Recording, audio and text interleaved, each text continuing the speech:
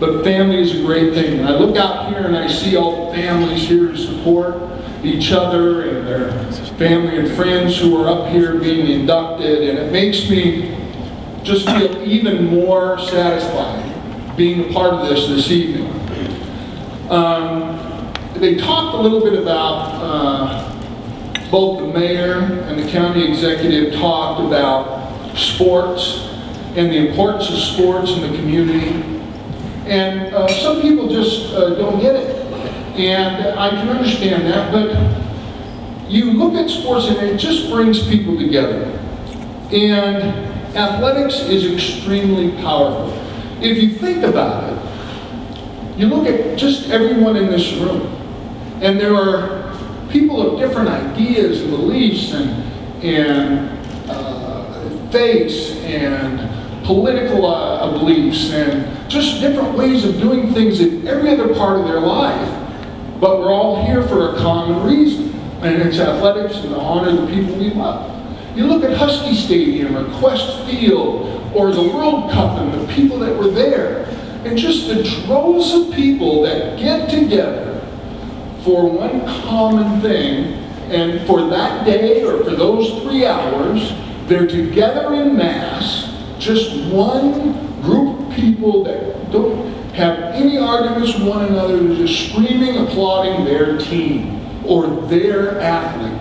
And it's a wonderful thing if you look at it. And it can be carried on because that is something that is special. And it's powerful. And I even think about families.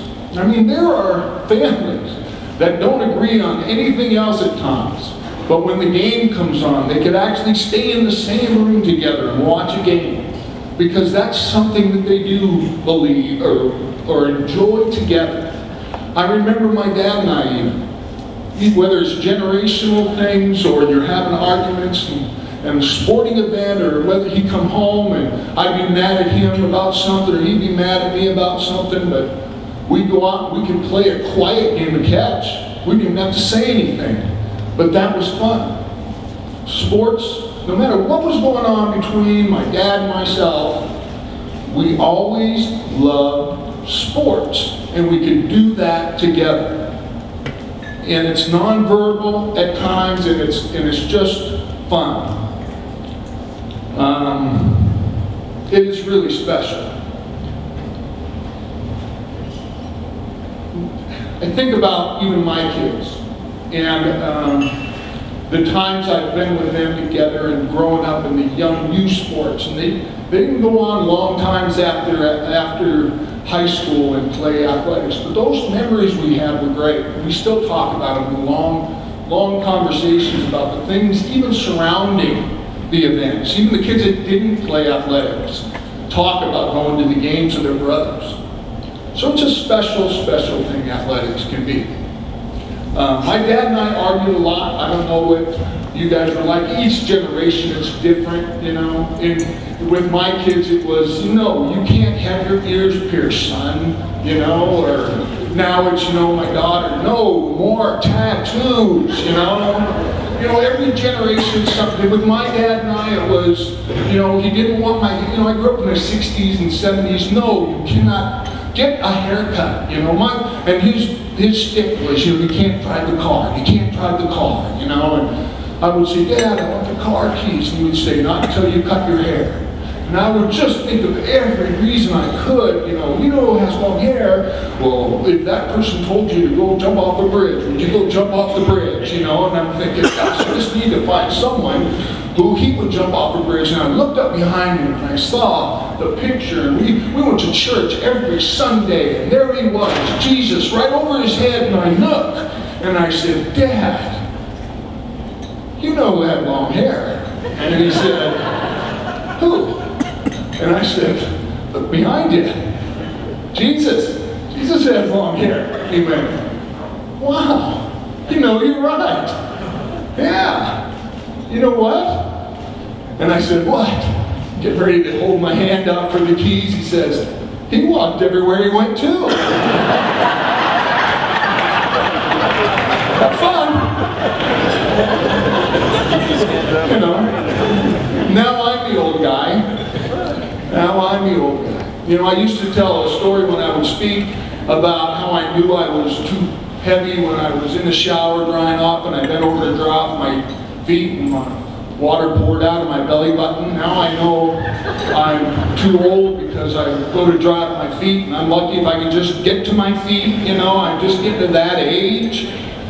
And I'm at that age now where, you know, I get the stuff from the AARP, which is great for the discounts, but it just reminds me of how old I am. I mean, I had an experience where I know now that I just need to be careful with how I word things to my doctor. You know, I went to him and told him I was getting really tired, very tired. I didn't sleep well. I wouldn't get to sleep till way early in the morning. And I just couldn't even get out of bed. That's a good discount, right? And so I went to him and I said, Doc, I'm exhausted.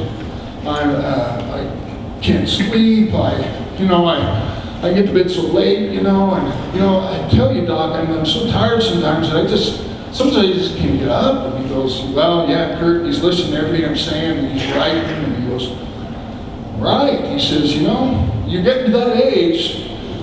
He said, you can't get up? Yeah. He says, well, here, this ought to help. And he hands me a prescription. I thought, all right, what is it, Ambien or something? And I look at it, and it says 30 Cialis. I said, Doc, I can't get out of bed in the morning. I can't get up in the morning. And he goes, oh, okay, here. Well, get that back to me, and I'll give you this. And I went, oh. I said, oh, that's okay. I'll just keep it as a bookmark or something. But I would like some Ambien. So, I am old and I need to be careful doing a lot of things, but one thing that I am not too old for, thank God, is too old to experience this day. I'm so glad that Frank Foster and the rest of the committee had the wherewithal to stick with the concept, the dream, and the ideas, and then follow through and make this happen with all the support you heard of today. And it is exciting. And I thought of several reasons in closing of why this is so important. Because there are people that may ask why and not know why. And those of us who have experienced athletics know. And the first thing I thought of was just looking at the different generations that are involved in this first inaugural class. Or inaugural, or whatever I want to say. You know, they wanted the most eloquent speaker, they didn't get it.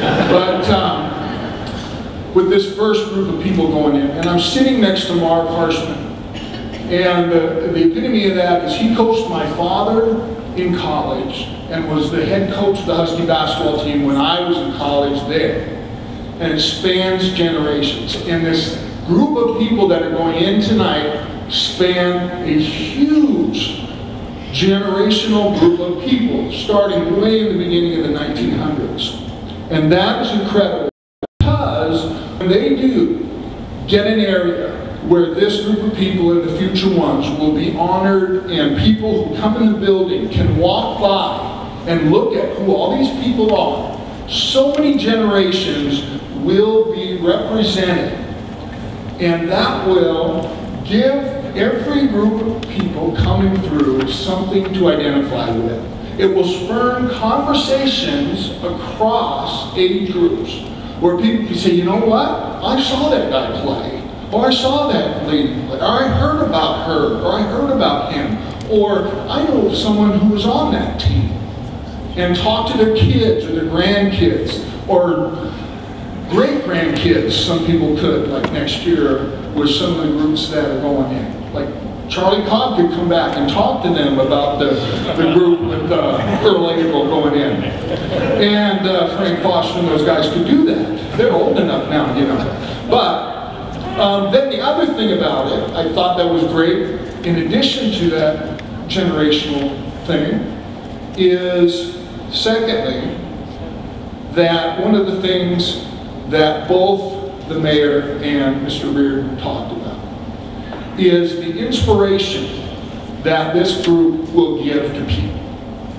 That growing up in a small town or smaller communities, or even in this bigger city of Everett and outlying areas, that these people can go by and look at what accomplishments were done by people who grew up right where these kids are going to grow up. And they're going to look at that and go, wow, someone from my hometown did this? Does that mean I could do something like that too? I know in my experience, growing up in the 60s and 70s in Snohomish, when there was 3,000 people maybe, if you count some cows here and there, you know, there just wasn't a lot of people. I remember Cliff Gillies used to say, a good friend of mine, when he was with us, God rest his soul, but he used to talk about his town growing up, and he says, you know, you can make a phone call, and it's true. Or you call the wrong number, and you can still talk for half an hour. Everybody knew everybody. It was like that. And you grow up in a town like that, and you think to yourself, I don't know if I could ever do what these people do on television. You know, I don't know if I could ever make it. But I've always heard about Earl Averill. I've always heard about Earl Averill. And I thought, man, if he could do it, maybe I could do it. And this will provide something, they can see it. It's tangible for young people. The third thing I thought about was that when these athletes and these teams are honored and these coaches, then everyone that they played with, all their teammates, their coaches, their families are honored as well. Because as every one of them will tell you, not one of them could be here if it wasn't for them as well. And when those people walk through these halls, they will see a bit of themselves up on that wall as well. Last but not least is, and I would think if it were me sitting up here tonight, this might be the most important thing, aside from the one I just mentioned, is that it will be a lasting legacy for their families to come to and to see, that will be there when they are gone, and they can share with their children and their grandchildren, their great-grandchildren, and on and on and on, that this is a part of who you are, and you can do it too. This has been a wonderful night. It's just going to get better. Thank you very much.